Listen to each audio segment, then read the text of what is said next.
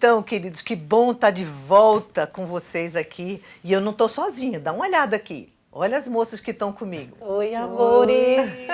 Muito bom, mais uma vez, estar aqui para compartilhar um pouquinho do muito que o Senhor tem nos dado. É verdade, nós queremos passar para vocês aquilo que nós temos sido ensinadas. Amém, amém. E a gente tem falado sobre filhos, não é? No último vídeo, a gente conversou um pouquinho sobre a necessidade de saber como educá-los desde que nascem.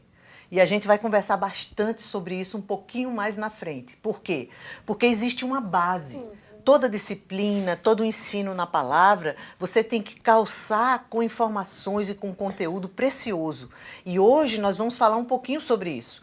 Como trazer uma base e uma estrutura para que quando a palavra e o ensino entrem, eles sejam coerentes.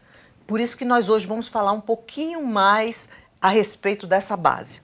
Então, os filhos são algo que mexe com a gente, não é, Lidiane? Muito, muito. É algo assim que o nosso coração aperta. É isso mesmo. Nós amamos tanto, tanto, tanto, tanto. E eu creio que Jesus quer mesmo que nós o amemos. É verdade. Mas tem um lugar que o Senhor quer que nós colocamos ele naquele devido lugar. É verdade. Amém. É isso mesmo. E tem um texto em Mateus, capítulo 10, verso 37, que diz assim: quem ama seu pai ou a sua mãe mais do que a mim, não é digno de mim. E quem ama o seu filho ou sua filha mais do que a mim, não é digno de mim. E isso é tão complicado para a gente entender, porque parece que Deus está dizendo duas coisas diferentes na palavra. Não é assim, É Rubem? verdade, eu estava falando justamente isso, pastora, porque é interessante que você fala assim, meu Deus, eu tenho que amar mais a Deus do que meu pai e minha mãe, não é? E tenho que amar mais a Deus do que meu filho, aquele que eu gerei. Você carrega 9 meses um filho na barriga e você tem que entender que Deus é mais importante. Que coisa, né? É tremendo isso. Isso na pastora. prática é uma coisa difícil. E é interessante que no mesmo texto de Mateus, capítulo 10, a Bíblia diz assim, no versículo 34, não penseis que vim trazer paz à terra. Não vim trazer paz, mas espada. Pois eu vim causar divisão entre o homem e o seu pai, entre a filha e a sua mãe, e entre a nora e a sua sogra. Pastora, explica aí esse versículo, porque esse versículo é muito Isso forte. é muito Não é forte. incrível? Porque tá Mas tem um no segredo. mesmo capítulo, Mateus 10. E sabe, queridas, quando você parece uma contradição, mas não é.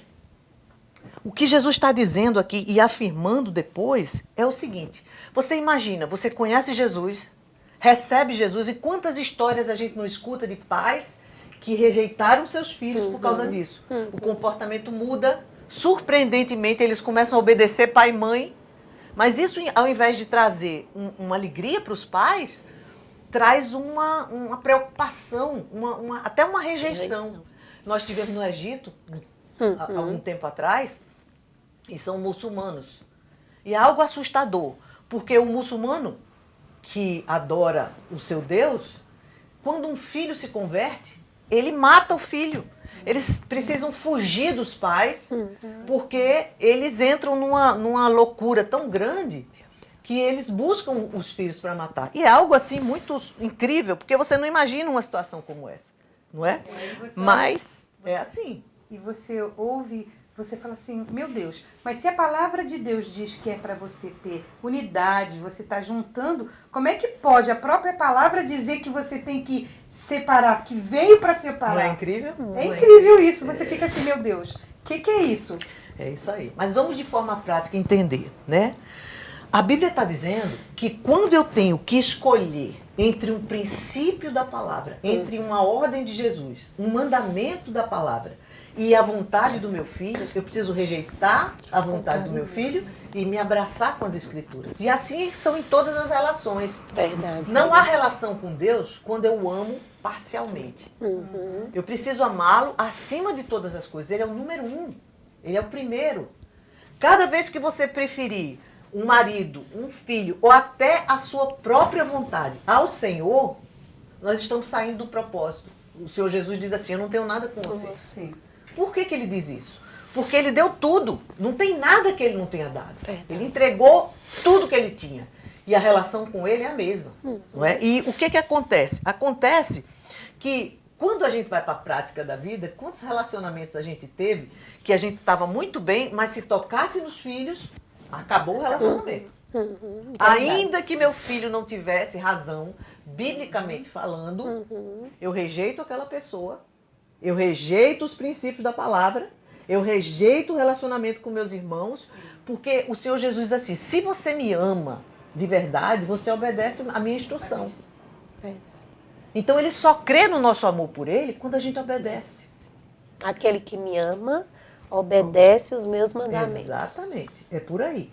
Então, o que a Bíblia está dizendo é assim, quantas histórias a gente vê nas igrejas de vou embora porque meu filho está descontente com alguma coisa. E pega seu filho e vai embora. Quando eu preciso entender que Jesus, amar Jesus, não significa chorar orando só. Não significa ler a palavra, mas significa amar o meu irmão. A Bíblia diz que o amor de Deus é aperfeiçoado em mim quando eu amo o meu irmão. Sim. E aí eu desisto da noiva, como se fossem duas coisas diferentes. Não é. Jesus é o cabeça e nós somos o corpo de Cristo. Quando eu rejeito o corpo de Cristo, porque eu prefiro amar meu filho, eu estou rejeitando a Cristo. Eu entro nesse lugar de rejeição que fere o coração de Deus. Pois é.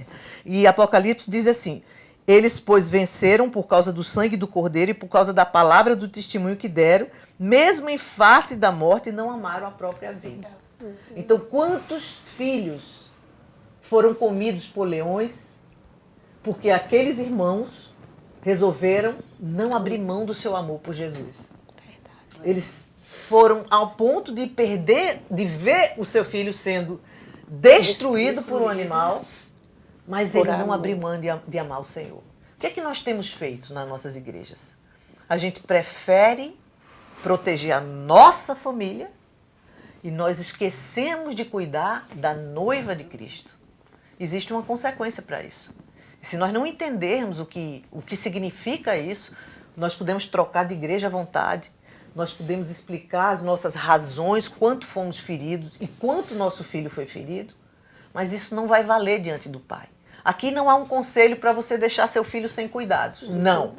Nós precisamos cuidar. Mas na perspectiva da palavra, cada vez que eu tomo as dores do meu filho, ou do meu marido, ou da minha esposa, em detrimento do corpo de Cristo, do princípio da palavra, eu perco. E o meu clamor e o das minhas irmãs é que nós tenhamos consciência que se nós não amarmos a Cristo, mais do que nós amamos os nossos filhos, os nossos maridos e a nossa própria vida, nós não vamos ser dignos dele. Que Deus nos abençoe e que cada dia nosso coração se abra mais para entender o que Deus fala conosco. Em nome de Jesus. Amém? Amém, amém.